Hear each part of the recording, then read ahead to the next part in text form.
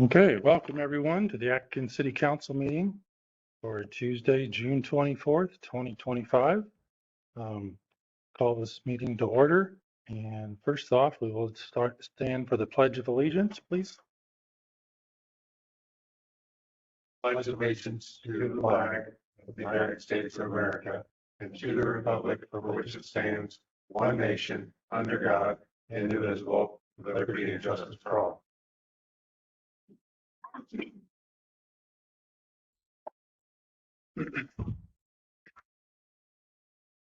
Okay, we have EJ Councilmember Bell is on the telephone tonight, online. We'll start with the roll call here. We have Trevor Dursky, Samantha Peterson, Present. David Fisher, and EJ Bell online. Present. Thank you. And Jim Kane is absent.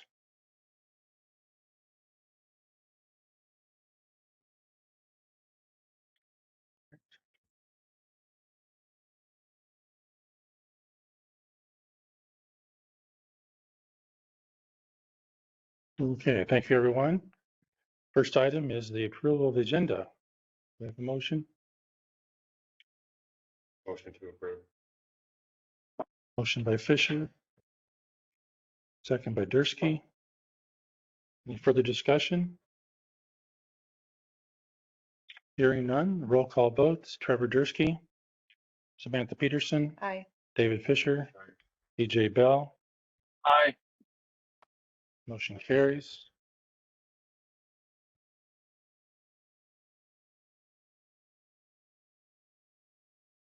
Now we have the citizens' opportunity to address the council on any items not on the agenda. In conformance with the Iowa Open Meetings Law, no action or deliberation can occur on items presented during the citizens' forum. We would ask that you walk to the lectern, state your name and address, and speakers are encouraged to limit their comments to no more than 3 minutes. Do we have anyone to speak tonight? Okay, seeing none.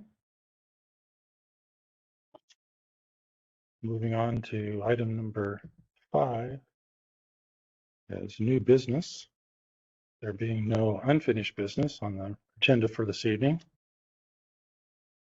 Item number 5A is rehabilitation improvements to the old water plant building on 2nd Avenue. So with that, Scott will have an introduction. Thank you, Mayor. Council, in your packets, you've got a cost proposal was provided by Dunn and Dunn Services of Cedar Rapids. The city's water superintendent, Todd Damon, had issued a solicitation for proposals for rehabilitation improvements to the old water plant. We received 2 proposals, and the proposal from Dunn and Dunn was the least costly proposal. Just to walk through that with you a little bit, involves the replacement. There are 2 entry doors down there, steel entry doors down at the old water plant. So this would be replacing those 2 steel entry doors. There's also 3 windows that would be replaced and 2 windows that would be, hate to use boarded up, but maybe more weatherized, but not replaced with glass. So there's 5 windows, 3 would be replaced and 2 would be kind of boarded up, so to speak. And then the replacement of the overhead door itself, there's a couple options there. I think on the wish list, I guess, if you would, for the department, it would be to have an oversized overhead door. So basically increase the height of that, allow for some additional taller equipment to be stored in that building. And then there's also, if we wanted to just go with just replacing the existing wooden overhead door with a weatherproof steel door there. And then also, I think the last piece was there's the roof hatch above, and it's to there's 2 pieces. I guess to fix that roof hatch above, and then the last piece of it was the gutter on the east side, gutter and downspouts on the east side of the building. So if you've noticed on the east side of the building, there's from the roof slopes to the east, so there's all the water runoff from the building runs off to the east. So there's a lot of algae and growth that has formed on the east side of the building because of a lack of a gutter on that east side, and then the two downspouts. So this would also involve all the removal and throwing away of all of those old parts and installation of the new stuff. So that is the cost proposal from Dun and Dun. I think the whole thing, if you went with the oversized overhead door, was going to be $22,087.74. So this was a fiscal year 25 budgeted item. Right now, presently, the building, they do keep the skid loaders in there, mowers in there, a bunch of other pumps and supplies are stored in there. Of course, the building does house some electrical components for some of the pumps and things like that. So security is kind of an issue. The steel doors themselves, one for sure, put your foot on it, you can actually kind of bend it when you open it. And I'm not that strong to bend a steel door, but it bends. So, the building was built in 1977, 78.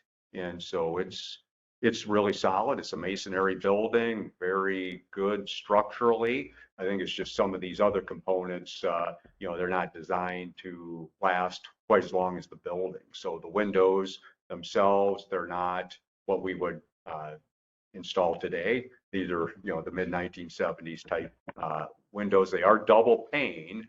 The ones on the south side, the exterior pane, those windows are broke. The interior pane is intact, but the exterior looks like somebody's maybe over the years hit it with baseball or something like that. There's a field on the south side that's pretty conducive if you want to play. And so I suppose somebody over the years has just broke the windows. They've never been repaired. I think they've been that way for quite a while. Security, this will also involve an upgrade to the locks on the doors and keypad to provide entry in there. The wooden door itself is probably needed for quite a few years. It works. It's not really super functional, I would guess. I would say it does work. But again, these are all things that are old. They're 47 years old, and I think they're just showing their age. It is a pretty visible location. If you drive around the neighborhood looks pretty good. I'd say this building's maybe not one of the better looking properties in the area. We own it, so it'd be nice to fix it up a little bit. So guess that's all I've got for background, unless anybody has questions. Well, it took some damage during the Dre show, and that was repaired on insurance for the things that had to be repaired there, but it has shown its age over the last decade or so. So yeah, roof is in good shape. Thank you for bringing that up. I think tree fell on it and part of the roof was replaced. So yeah. It does have a hatch on the top of the roof too that needs to be replaced. It's rusted out. It was previously the water plant building.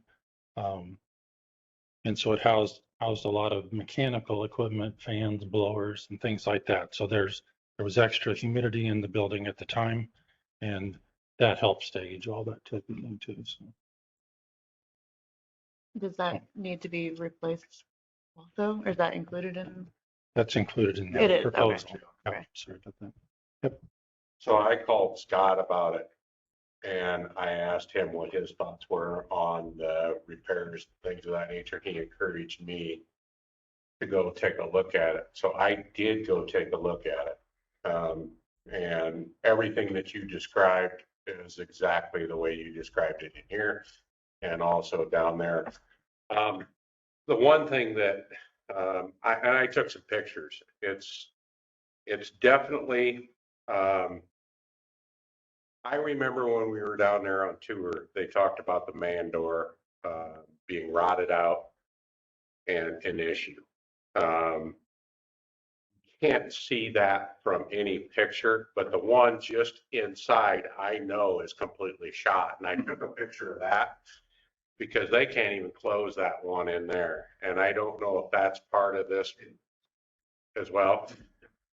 So the two exterior are also on repair as well. And again, I think they talked about that when we were down there, that those are starting to rot out. You're never going to see it from the outside. The one thing the downspouts, we've got to get the downspouts replaced, no matter what. And we've got to get that water away from that building. Right now, it's dumping out right on the foundation. So we've got to get that water out away from that foundation because that's just bad, bad, bad business. We do have two windows down there that are completely broke. We got glass that is exposed. Any kid could go down there and stick their hand in there and get themselves cut pretty darn good. I would suggest that we put some cardboard up there until we can get this thing repaired, even if it's tomorrow. That's just my opinion. Before we get somebody hurt and we say, well, we had that opportunity. And it doesn't take much to put a piece of cardboard and put it in place. So I agree with all the windows too, because I did take a look at the windows. They have been replaced at one point in time. Do they need to be replaced? Looking at them, this is a good time to get it done. I'm not in favor of increasing the door size.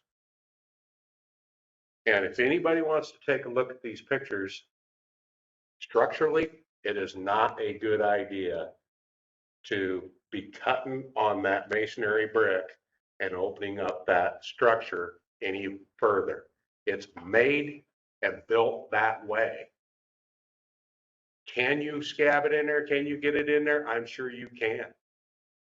But I would suggest, and you're right, that door is rotted to no end. I'm sure it doesn't go up very well. And we need a good insulated door on it. And that's probably been needed for quite some time, but there's a metal, I would have to call it just it's not the header, but it is definitely a metal piece that holds the brick in place. I just don't think that's a good idea to increase it. Right now, we've got our skid loaders in there, everything we need to get in there, and it looked somewhat full in there. Why we would ever want to increase that door size, in my opinion, would not be the smartest move for me. So I'm in favor of the oversight. getting everything done except for increasing the larger door. Is there equipment in particular that they would like to move around right now? Like the payloader, but actually Dave and I talked about it earlier, when the fire department relocates, then there'll be space freed up where they're at now. So some of that equipment could be stored in there. I think, the oversized door is I think it was more like while we're down there working, I think it was on the guy's wish list that while we're there, this would be a really nice thing, but it doesn't have to happen either. I mean, I think like Dave mentioned, the door itself is probably the biggest need more than the oversizing. And the trim around it. Correct. Yep. Yep.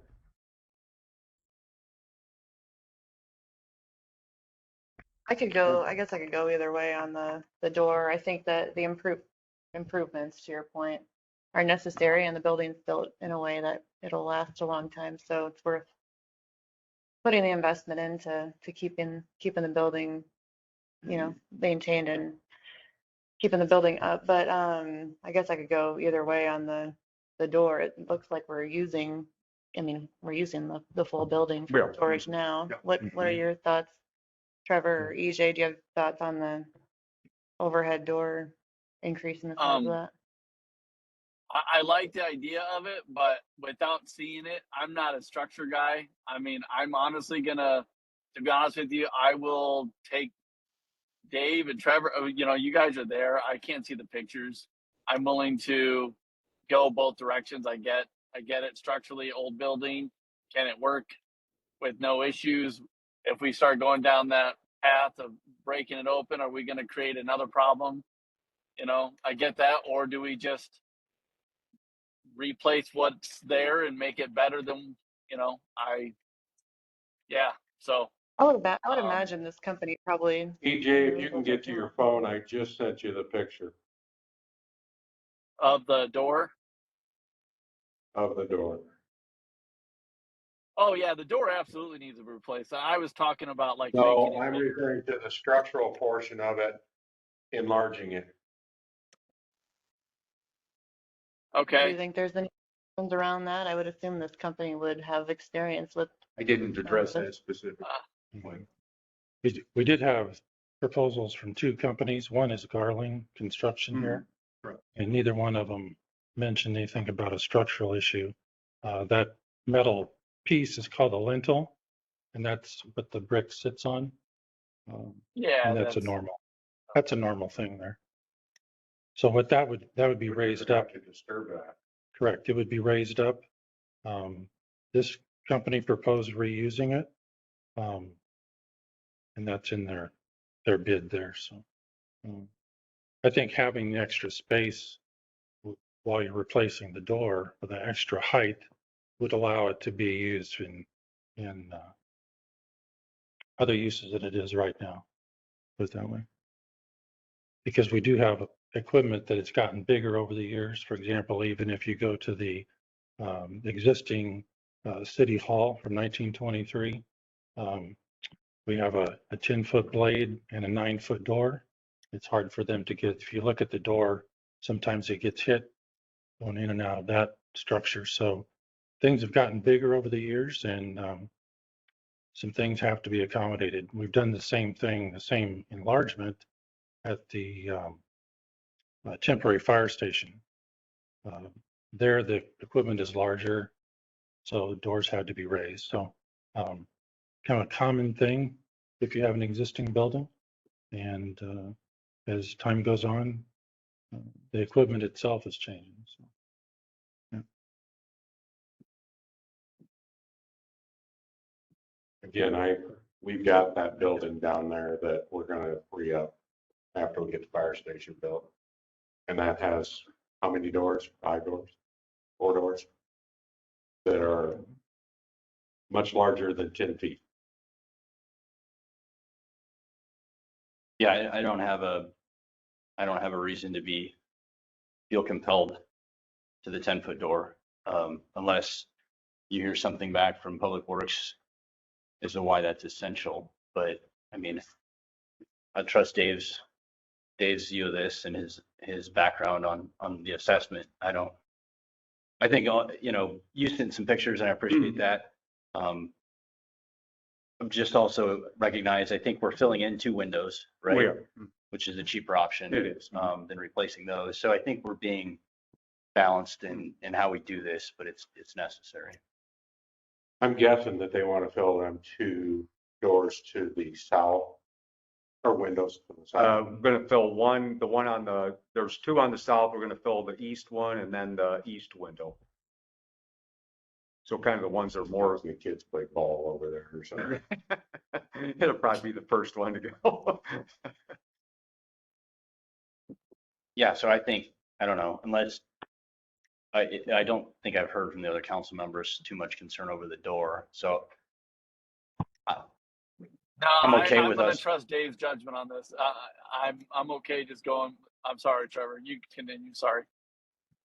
No, it's just, yeah. Again, if there's a compelling reason, but I'm not hearing one, so.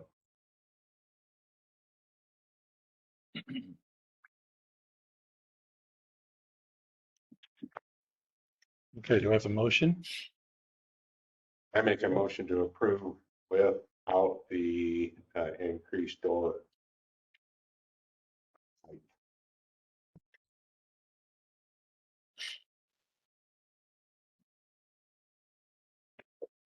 Okay.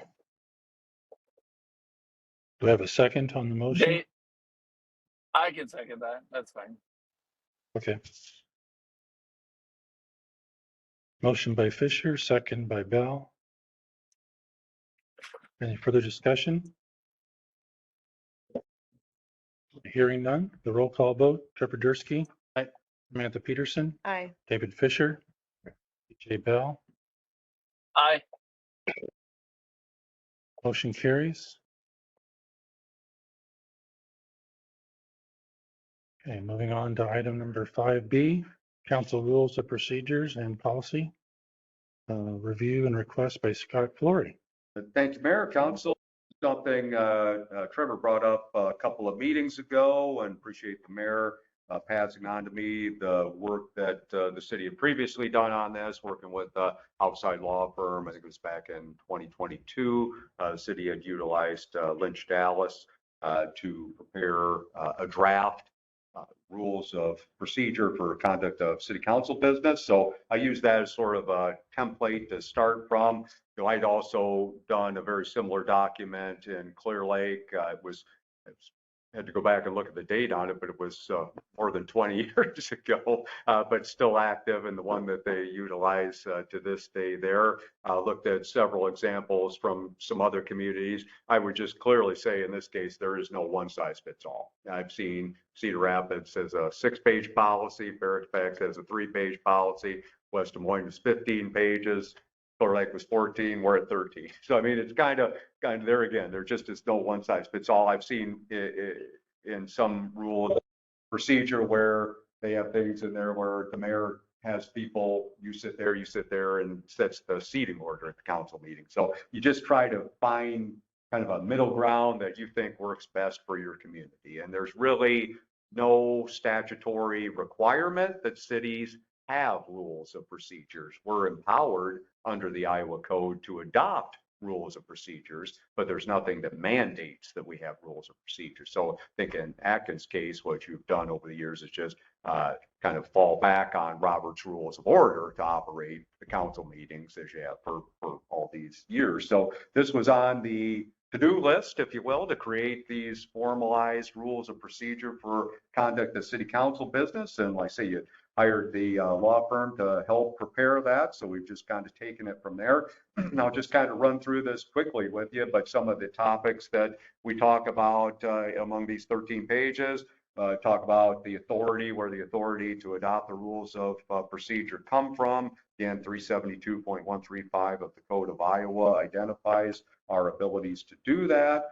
Again, just a section on the rules of procedure. So much of this also is trying not to be duplicative of what's already in place in our code of ordinances as well as the Code of Iowa. So for example, in the draft that the attorneys had prepared, they had identified these topics related to filling of vacancies. That's all laid out in state law. There's really no need to re-adopt that or formalize that back into our specific policies. I don't know that you've ever done this here. We did in Clear Lake a lot where we do special assessment projects. So they had identified, the voting requirements relative to special assessments. If, for example, a remonstrance is filed in that situation, it has to be a unanimous vote. I took all those things out, and those are all prescribed in state law. And if and when we ever do those, we just follow state law in what that says. And then same thing with our code of ordinances. So I've tried to not be redundant and duplicative, kind of regurgitating what we already have elsewhere to fall back on.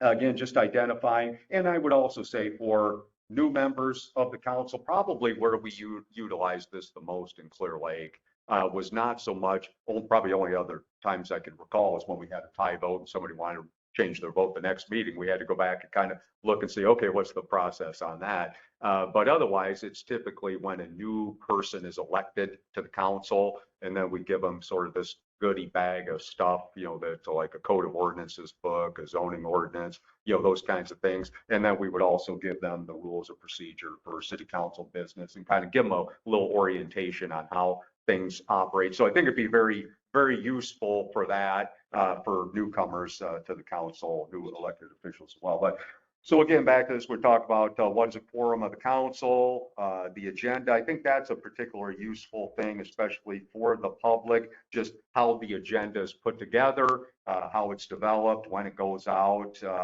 the order of business for our city council agendas, what does that look like? Probably one of the more interesting things I think there is the consent agenda. So that's a commonly utilized tool to sort of streamline, create some efficiencies of the council meeting. So what are the things that are typically found and we would expect to have on a consent agenda? So here I've listed things like, again, the bills, payroll, minutes, approval of alcohol, cigarette, tobacco licenses, pay estimates within a certain parameter, setting future public hearing days, meeting days, those kinds of routine, more non-controversial items that go on the consent agenda. So again, just kind of laying out what the structure of the agenda looks like.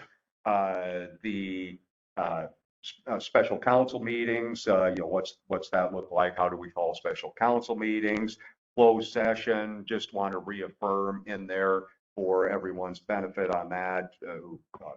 A reminder that again, it requires a 2/3 vote, because that's a little bit of a tricky area. So I put that in, left that in, even though again, it's well established in state law, and we defer back to that, but just as a tool to look back on, again, 2/3 vote of the city council, that has to be taken in open session, and just kind of, again, the reminders that things are relating back to section 21.5 of the code. Electronic meetings, I thought that was a good one. We had actually a citizen had asked here not that long ago, and I think this is 21.8, if I remember right, yes, of the code, where if you're an elected official, so for example, EJ tonight is not in person, state law provides that that's okay. He does not have to be here in person to participate in the meeting. And we have to allow his participation either virtually or call in like he is tonight. We cannot require, mandate an in-person presence for council members. So I want to get that one in there. We've had a few, haven't had any since I've been here, but work sessions. I know you've had those in the past, council work sessions. So, kind of what that study session looks like and what are the topics and things that you talk about there. In the event a meeting is canceled, it might be for snow. How do we get word out publicly? Bad weather, those kinds of things. So just kind of establishing what we do there. Decorum during council meetings, establishing some ground rules, if you will, there about decorum for the meetings. Duties of the presiding officer, of course, is the mayor, his role at the meeting, approval of the minutes, if in the correction of the minutes, so in the fact that there might be a correction, how does that happen? Kind of lays out that process there. Generally, the rules of debate, so when you're making a motion and you want to table it, second it, and just all those kinds of things, how does that work? And that's laid out in that section. Then another piece here about addressing the council from the floor. So in the audience, people who wish to speak to the council, what's that process look like there? If there's a spokesperson. So this is one that we have used in the past and in other communities for me, where there's a lot of people here and they'll have a spokesman and they'll say, hey, I'd like to have this person use my time. Instead of limiting everybody to 3 minutes, could this person sort of speak for me? So we outline in here in those situations when you have a spokesperson for a group presentation, for example. Public hearings, just again laying out some protocol, how those operate, keeping of the minutes. A few more things on the minutes that aren't too exciting. Processing of council mail. So if someone is say writes a letter to one of their council members and it's mailed to City Hall, how do we get that to you? How is that handled? So we lay that out here for council. Special committees. So if the mayor was to appoint a special advisory committee, how does that work out? So we got a little section there on that. Preparation of ordinances, resolution, and contract documents. Again, just talking about who prepares those, who reviews those, how do they get before the council. Piece on disqualification, abstentions, conflict of interest, just kind of again reiterating what relationships might exist that would cause someone to have to abstain from voting. So for example, if you had a pecuniary interest in a situation, that would be a excusable reason to abstain from voting on. So we talk about those issues. Again, the voting on ordinances, amendments, resolutions, and motions, motion to reconsider how that happens, motions to table, postponing, again, the tie vote, what happens when there's a tie, and that, so that is in there. Interpretation of the rules, we've actually had that here since I've been here. I can't remember what the issue was, but I think the mayor at that point called the city attorney for an interpretation. But in the event that we couldn't get a hold of the city attorney, then it would default back to me for my interpretation on it, which is, I think, the direction we were heading in that case anyway. Then again, meeting conduct as it relate to members of the audience, and they're speaking to the council from the audience, so some things on that. And then last but not least, sort of the enforcement of order and decorum and the sergeant of arms provisions. So that's a lot for 13 pages, but again, I think it's something that I hope will be useful for us. And again, something that's been on the list for a while now. It'd be nice to scratch it off. So, I don't know if anybody has any questions or anybody want to add anything to that, Mayor? You want to add anything? There's, like Scott was saying, in concert with this is our policy leaders handbook that's provided to the city council members through the league system of the Municipal Leaders Academy, as in the first days of serving. So I think it dovetails well with that, because the removal of some things, they're just in a different document. So And thank you for bringing that up, because that is important. There's the league does a nice job of that. And that's one thing I thought in the draft the attorneys had prepared, is a lot of that stuff is already contained in a handbook that you would get from the league. So number of references. I think this is really much more spot on to the actual conduct of the council itself.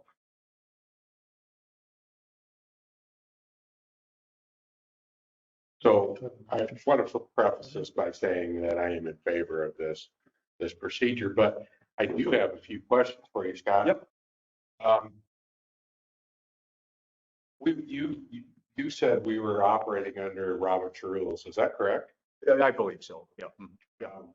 Is there anything in this procedure that's new that wouldn't have been covered under Robert's rules? I don't believe so. No. I looked at it and I couldn't find anything, so I was just trying. I think, I think the Robert's Rules of Orders, no, this would be more like a modified version of that. So no, I think that's true. And that includes code of conduct and things of that nature. Okay. And underneath the Sergeant of Arms portion of it, did Bruce have full authority to enforce the Robert's rules as they were? He would be the presiding officer, yeah.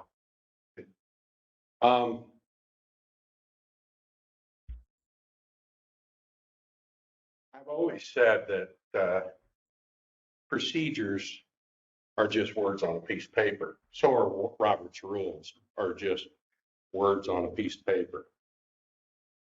And if they're not enforced, basically what you get is basically what we've had. Scott, I've got some other condescending questions towards you too, and sorry about this, but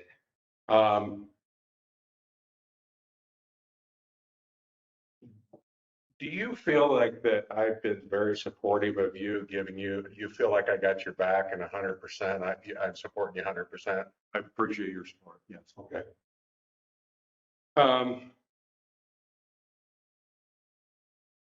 Have we ever disagreed on anything? I'll answer that for you. Yes, we have.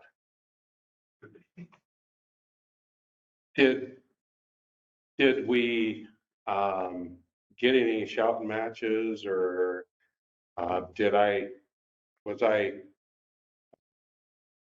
mean towards you? Oh, no. Because we were respected, right? We respectfully disagreed and we came to a conclusion. I don't remember what the disagreements were, but I always remember that we've maintained a very respectful difference. How do you think our relationship would be if I attacked Bo publicly and made comments about her publicly in this setting? You don't have to answer that. It would be very upsetting to you because I guarantee you, if somebody attacked my wife in one of these meetings or said something about my wife in one of these meetings, I would be extremely, extremely upset. And that can't happen. How do you think our relationship would be if I publicly insulted you in here multiple times on multiple occasions? How do you think our relationship would be? It'd be stressed, wouldn't it? It'd be stressed. We wouldn't have an open conversation. Is that not correct? I couldn't even, I mean, you probably wouldn't call me back. If I called you and had a question about down here at the water treatment plant. So I want to recap why we're here, why we are here, why we're talking about this and why we're getting these procedures. Not that they didn't need to be in place. It started out with an insult. And I've had insults multiple times. It was never addressed. Never addressed, not by another council member, not by the mayor. So accountability was never there. And you know what? I had had enough. And it was at that point in time that I was setting ground rules. Next time, this is what's going to happen. It was not a threat. It was not a threat. That was a promise. And when he called the police to complain to the police that I threatened him, guess what? I told the police officer it was not a threat. It was a promise.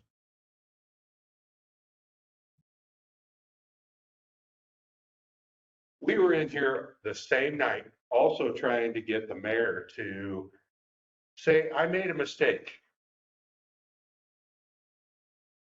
I left the property recording and didn't get it done. And that would have been fine.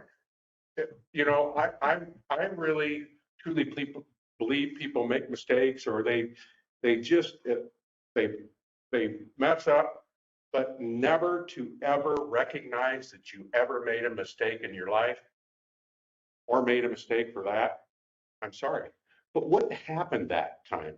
Jim came to his savior as a savior. And what did he do? He blamed Amber Bell in front of everybody. In front of everybody. And you know what? EJ got extremely upset, as he should. As he should. Then, that was the end of that meeting. So then we go out into the public, and the same person goes down to the depot and starts talking about Scott and saying bad things about Scott, making lies about Scott. And all he's done is good for this town, but he's trying to create animosity within the town. So I come back here and I stick up for you, Scott. because that's the right thing to do. And say, that's done. And you know what I did is I called for what? Resignations. I called for resignations. So what we need then is a procedure.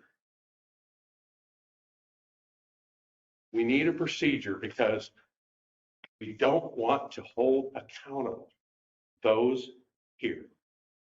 And when you don't hold people accountable, guess what? You're an enabler. That's what it is.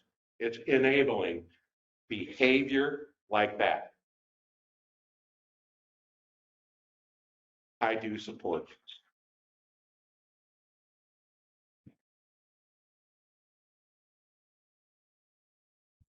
Do I have a motion? Motion to approve. Motion by Fisher, Hey, well, second. second by Gursky. Yeah, I thought of a couple. Just give me more time. I was a little bit slow getting up to speed. I apologize. It's been a deluge since we got back this weekend, but do we want to have a council mechanism? So I think it's important that we have obviously a presiding officer, and that the presiding officer is able to enforce the quorum of the meeting. I'm just curious if we want to think about a council override, or in the event that the presiding officer's interpretation or attempt to enforce is somehow disagreed on by most of the council. I know we're into the. It's in there. It is. Yep, So it what's the Basically, you would appeal to the presiding officer, he would rule on that, and then if you disagreed, you call for the question among the council, and they would vote to override. Okay. And then for special committees who are appointed, I think the presiding officer can appoint special committees. Do we need to add something that requires a certain number of council members also to be a part of that? Probably can't be more than 2, but a requirement that members of council need to be involved.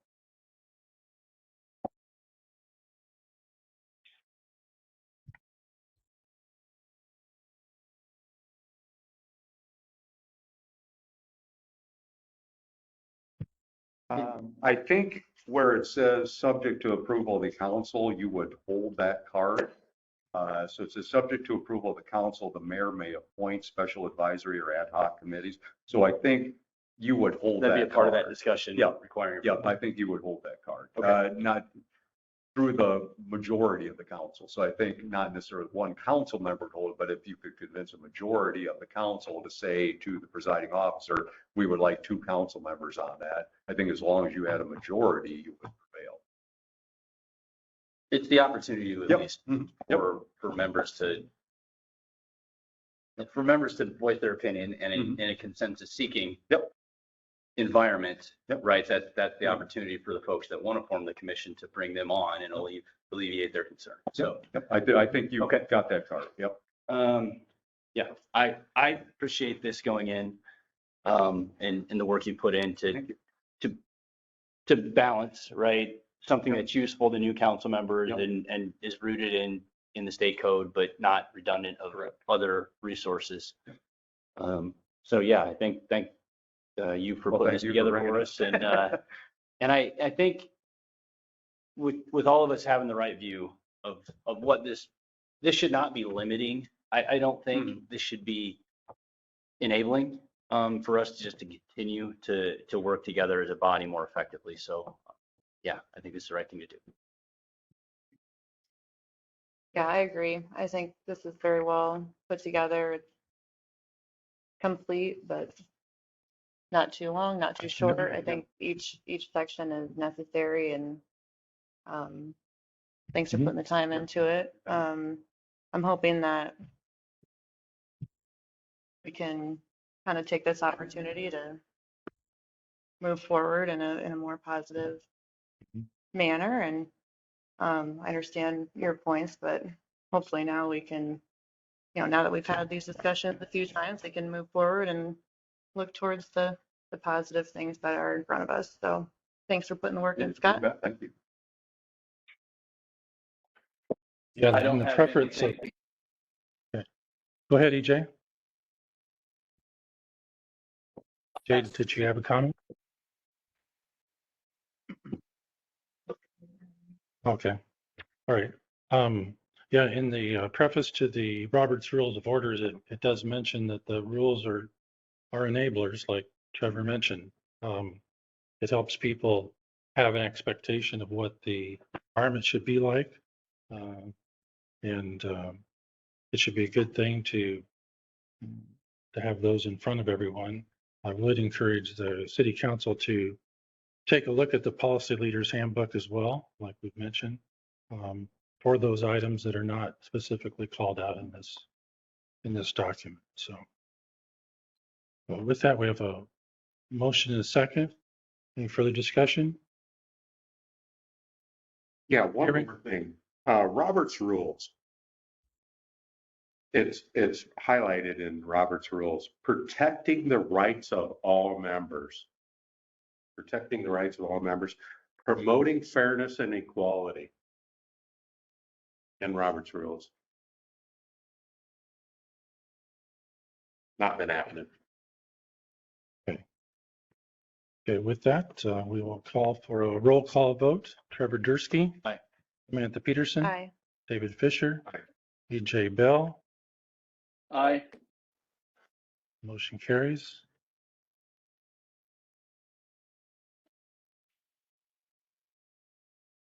Okay, moving on to item number 5C, Cardinal Avenue Street Extension Project of 2014. And with that, Scott Flory. Okay, thank you, Mayor. I'll try to go through this one quickly, Council. You've got the copy in your packet of a resolution authorizing repayment of an internal advance for Cardinal Avenue Extension. Back in November 17th, 2014, the council had authorized this internal advance from the general fund to pay for project costs associated with the Cardinal Avenue Extension project back then. And they were going to be recouped through the tax increment financing fund.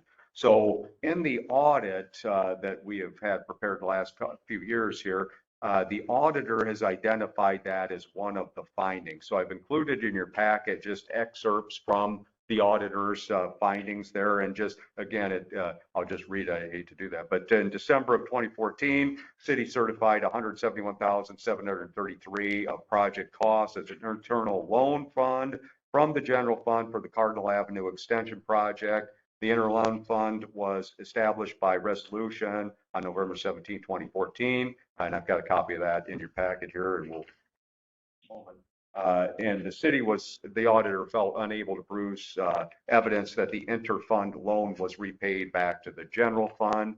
And then just looking back through some of the urban renewal report documents, which is the next sheet in your packet, you'll see Cardinal Avenue Extension, and it doesn't identify an amount there.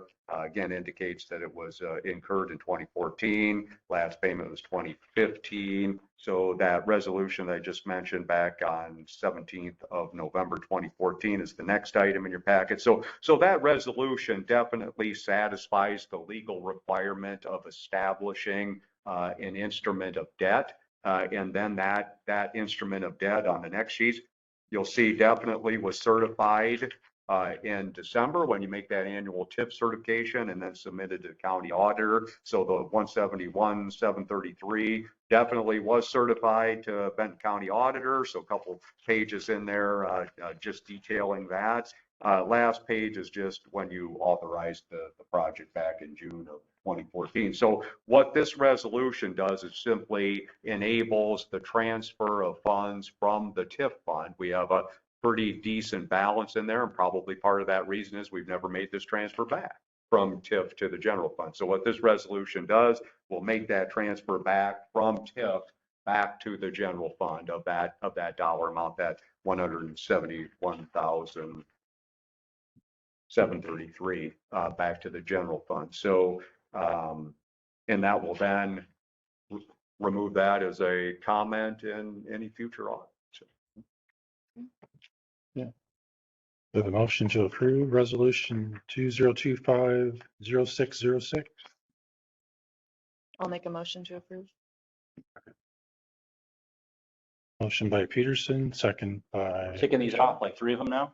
The audit? Yeah. More than that. 3 or 4. Probably like 7. Is it? Oh, yeah. No, we're not. I got one more yet.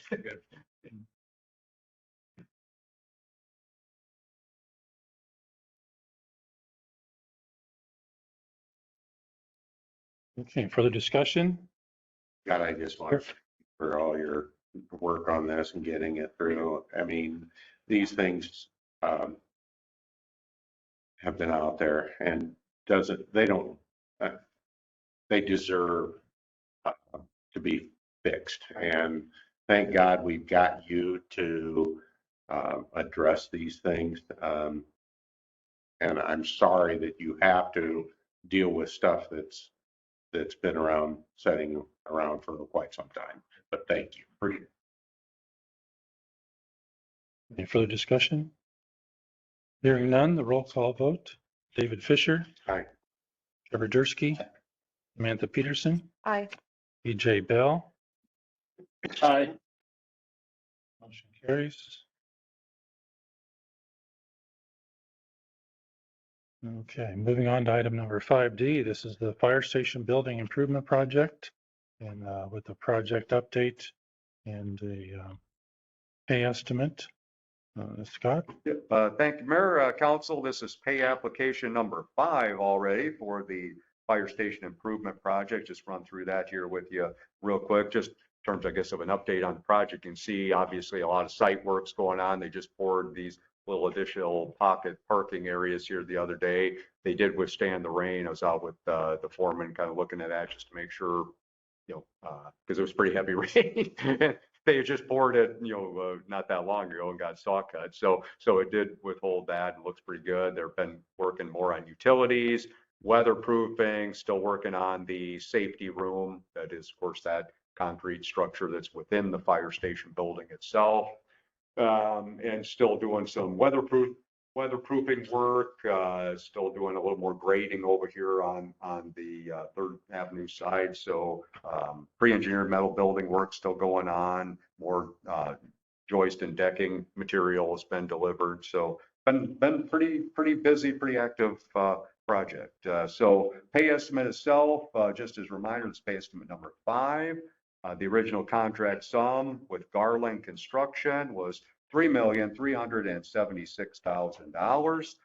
We've had a few change orders here that have increased the project by $6,747.30 in total.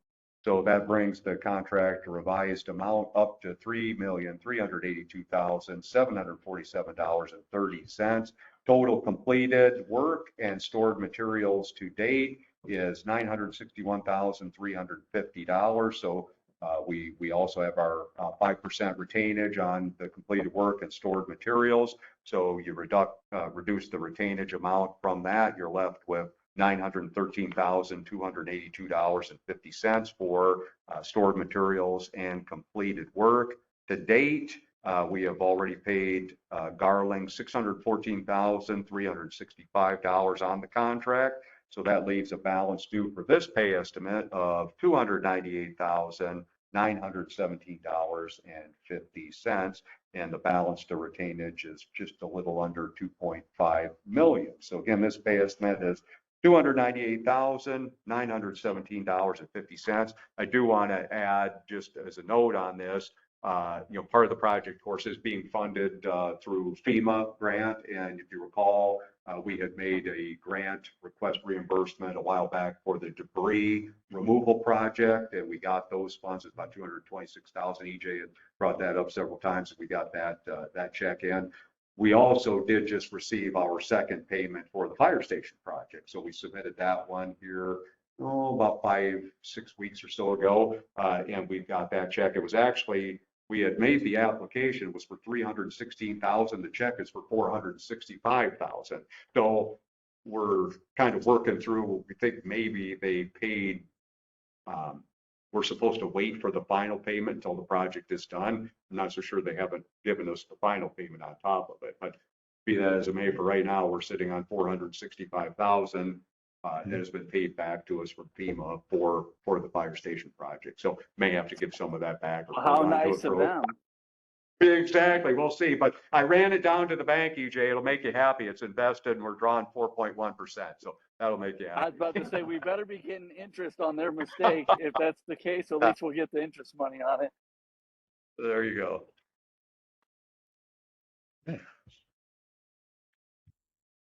Right. Thank you, Scott.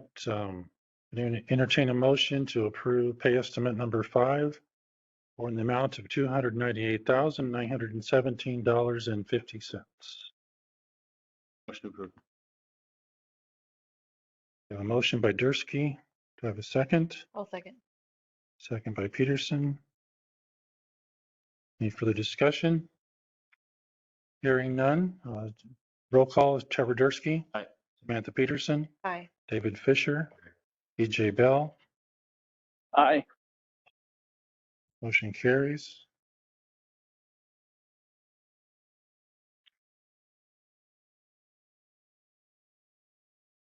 Okay, moving on to item number 5E, the 2021 Stone Ridge Development Economic Development Grant. And Scott, once again. Thank you, Do that. Mayor and Council. Copy here in your packet, a resolution that authorizes the internal advance for funding of urban renewal project, Stone Ridge Developing LLC Economic Development Grant. This is another one that kind of came to me through the audit, but not totally directly. So just in the way of some review on this, back in August of 2021, the city had approved a development agreement with Stone Ridge Development. Part of that development agreement, you authorized property tax rebate payments back to the developer in an amount not to exceed $685,000.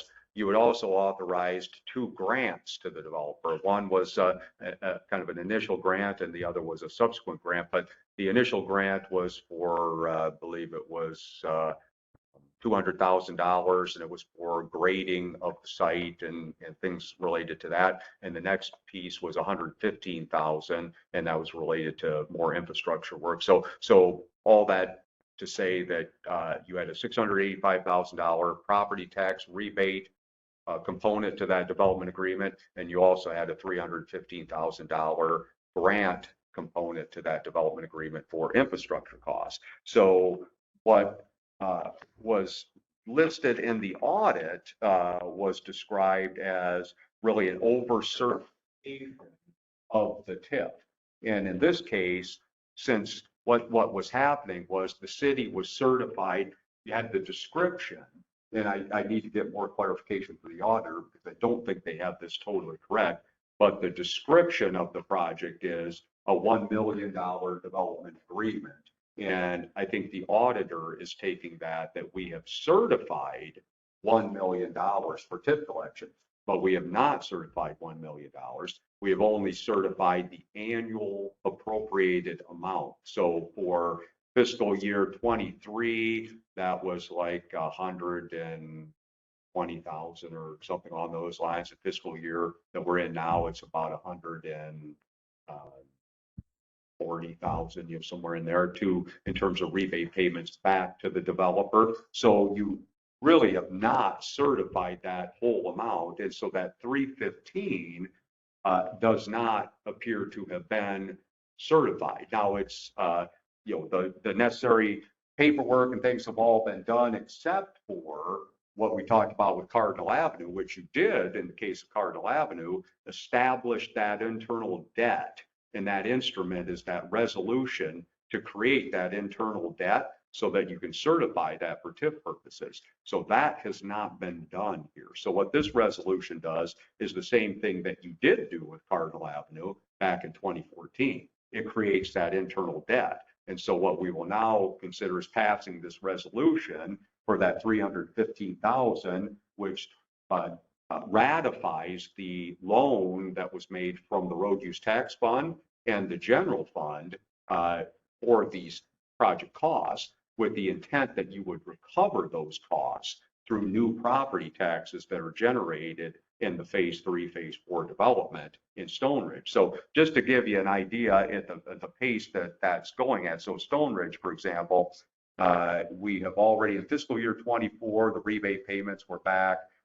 It was about $82,500 that was rebated back to the developers. Fiscal year 25, the year we're in now, is $138,322. And in the bills and claims, you have that second half of that payment for fiscal year 25. And what we project for fiscal year 26 is $190,038. So by this time next year, of that $685,000 rebate commitment, Atkins will probably be close to $411,000 of that. So I would project that probably in fiscal year 27 and a half, probably by maybe that December payment, that we will probably have paid for that. So I think the mayor had mentioned to me one time, he thought this was kind of on pace to, in that 5-year category of payback on the rebates. So it's targeting right at that. And then once the developers are paid the 685, then our 315 will kick in, and we should have that in about a year and a half. So within 7 years, that essentially $1 million that was contributed for this project, rebate payments and grants, within 7 years, that will be fully recovered. This is a 10-year duration for TIF.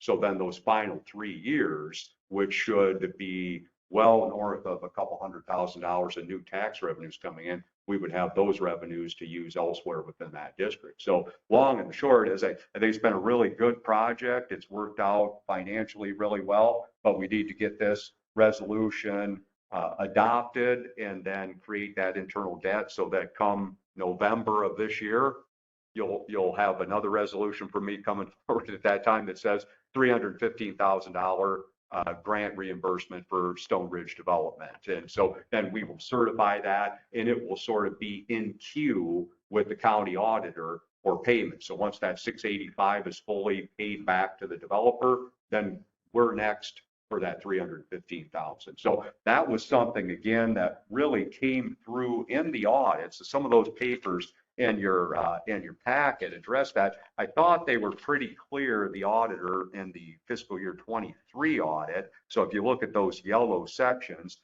where it talks pretty specifically there about the grant payments are not allowable to be certified as TIF debt because the council resolution was not passed establishing the grant payments as an interfund loan agreement from the general and road use tax funds. So that's what we're doing tonight.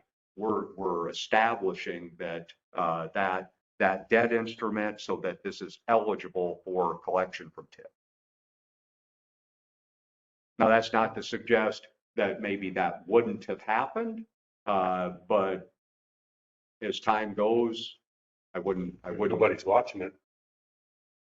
I think it's better to get a certificate. If it's not out there for people to see.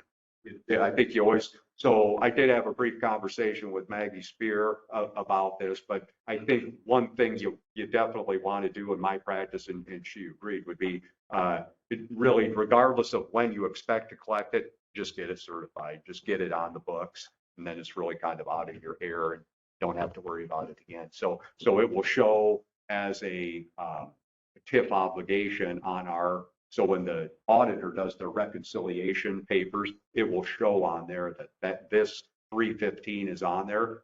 Cardinal Avenue. So if you look at all the reconciliation, I may have excluded those.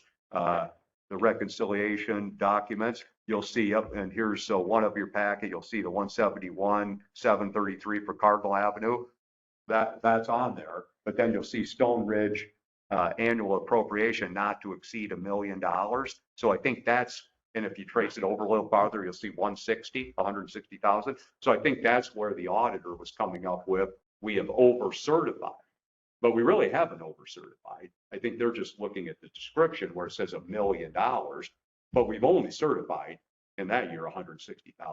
So we're only certifying the amount that you're annually appropriating. We didn't ever certify the whole $1 million for it. But so I think long and the short is, we prove the resolution, get it on the books, then it shows up in there as an obligation and we don't have to worry about it again. And in contrast to the recent TIF agreement. Yep. There was no grant Correct. on the recent. That's TIF. correct. It was a rebate only. Rebate only. So That's correct. the portion that we're talking about is just this grant portion that correct. was on the first round. Correct. Yep. And I'm glad you mentioned that, Trevor. So thank you. So on the phase 3 and 4, because this phase 5 is all residential, but the phase 3 and 4 with the Casey's and potential other commercial development out there, that payback could even be faster. So this does not factor in like the Casey's development project. So when I talk about the payback, like Right, it's capped. correct. Yep. It's capped to a dollar amount. So the That's faster that precisely builds, the correct. faster we clear it. Precisely. Yep. So with the new value that comes on with the Casey store, for example, so Bruce's math that it'd be 5 years, it could be less than 5 years, which would be a good thing. Yeah. And that's all. Yeah, I just want to say,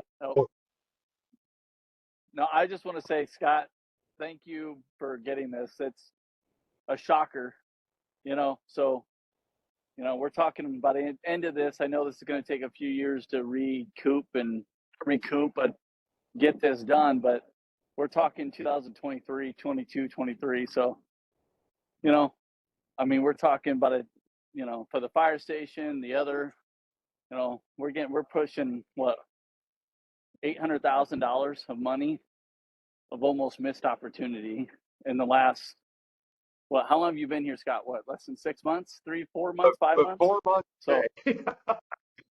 So, this is something that, is, yeah, you already know what I'm thinking. Everybody knows what I'm thinking. I don't need to say it, but I appreciate it. So I think everybody appreciates it on council. So let's get her going. It'd be nice to get that money as well. As far as like how long, I'll just say in a few hours, it's been 4 months, but who's counting? Exactly. So, but I just wanted to say that I'm happy to get the money. I know it'll take a few years, but at least it's coming back to us instead of just going into la la land. Do we have a motion to approve resolution 2025-0607? I'll make a motion to approve it. You can, Motion by Bill, I'll second then. second by Peterson. Further discussion? Hearing none, the roll call vote. Trevor Dursky. Samantha Peterson. Aye. David Fisher. Aye. Jay Bell. Do you want to put that on here? Aye. Motion carries. Oh, Amber, don't worry about those. Yeah, those are fine. No. They'll be fine. Okay. Moving on to item number 6, the city administrator's report. Yeah, just real quick, Mayor, a few things here. Just wanted to update the council that we did get the notice of intent not to renew the solid waste and recycling yard waste collection services agreement with Waste Management. We did get that served Waste Management.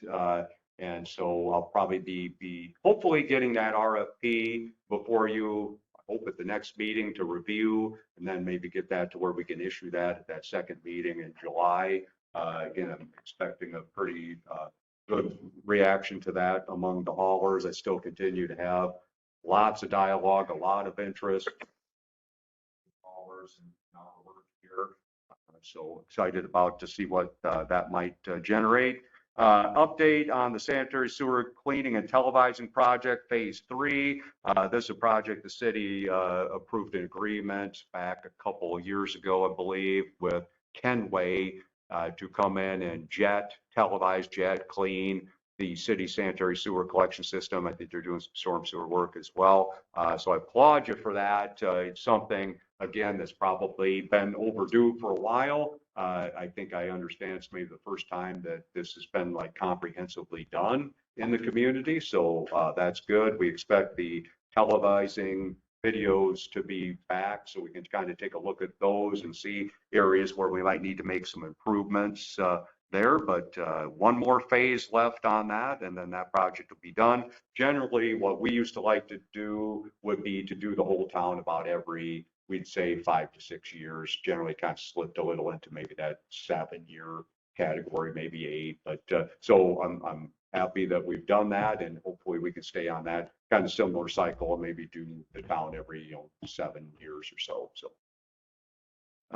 And then I thought LL Pelling is who, as you recall, we're under contract with for our annual street seal coating project. I thought they would be starting this week, but obviously with the weather hasn't worked out for them. So haven't heard any updates from them, but expected soon. So Thanks for getting that out to the public for everybody to see your group did. thank you. Appreciate it. Okay, with the mayor's report, this is the last meeting of the fiscal year for the city. Our fiscal year runs July 1 through June 30. And so the new budget takes effect at that point in time. And attended a capital improvement plan seminar last week, as well as the landfill commission meetings. And another reminder that the construction of Highway 30 has begun, and that's the reconstruction of the turn lanes to make it safer and easier to exit 30 onto 33rd and 32nd Ave. So the DOT has requested that we just be mindful of that, and it is a construction zone, so be careful out there. And with that, that's the mayor's report.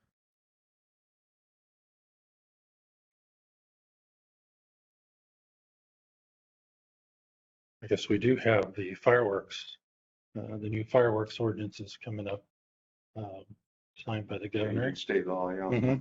So, allowing Yep. local. Yeah, it broadened. It's a default allowed, and you have the ability to restrict it, or how? No, you have to follow what's state. But you can't. Can't change it, no. It used to be the other way, but. Yeah, it was confusing for people, Yeah, I imagine, yeah. but What is it exactly? Like, it used to be. The times, they Time just changed the It times. has to be on your property, I believe. You can't shoot them on public property. and the window used to be longer. Mhm. Now they've shortened it and just made it I might say described exactly the days. So it's But different from place to place. You can approve more, right? But you have to follow the state. I think you can do that, yes. Because there was some town that I heard on the radio that approved one extra day. The council approved an extra day Yep. because they wanted it on the 3rd. Yep. Yeah, I think the state, That wasn't in violation of the state. yeah, I think you could, like you're saying, Dave, I think you can add more, but you can't, like what Trevor's saying, you can't really restrict it. Right. Any less than what the state allows. Okay, moving on to the consent agenda, item number 8. We have a motion to approve. That would be the items that are Atkins Community Club alcohol license, resolution 2025-06-08,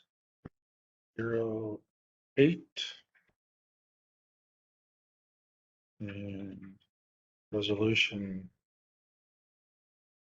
09, approval of bills and claims, and approval of the June 10th council meeting.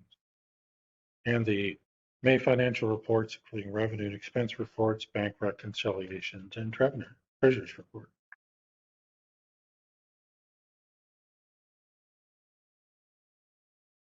I believe that's a location for the typo on the resolution numbers. Is that right, Scott? Okay.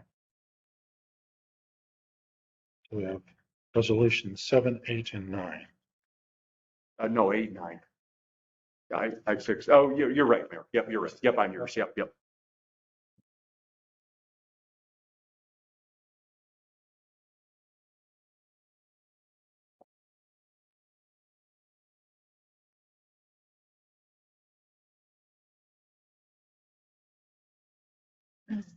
I'll make a motion to approve the consent agenda. Motion by Peterson. There was a second.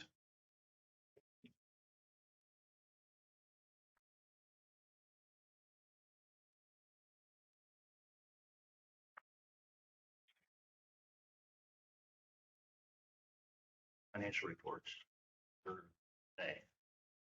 Getting, You didn't get them? got a lot of emails. If they're in there, I believe you. I think you. Okay. No, I don't get them. Yeah. Earlier last That week, too. yeah. Mhm. Yeah. Yep. Okay.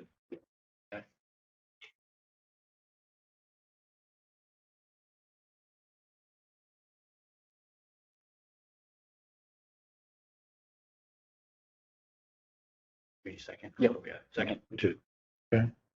Second by Dursky. Any further discussion? Hearing none, the roll call vote is Trevor Dursky.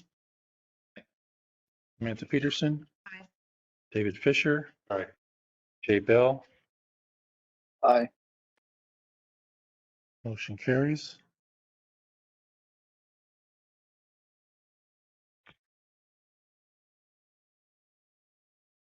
Okay. Moving on to item number 9, other business of note. Anything? Do you expect to have on the next agenda a topic for city clerk? I do. Yeah. Okay, so that'll be on there. Will there be,